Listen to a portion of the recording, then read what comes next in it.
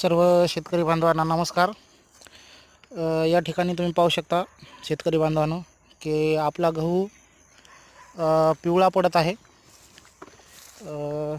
त्यासाठी आपण आता घेणार आहोत फवारणी। तर तुम्हाला दिसत असेल व्हिडिओमध्ये अशा प्रकारे पूर्ण आपला गहू पिवळा पडत आहे। तर याच्यासाठी आपण आणलेला आहे बुरशीनाशक बुलटॉन म्हणून बुरशीनाशक आणलं आहे आणि सेलो 001चं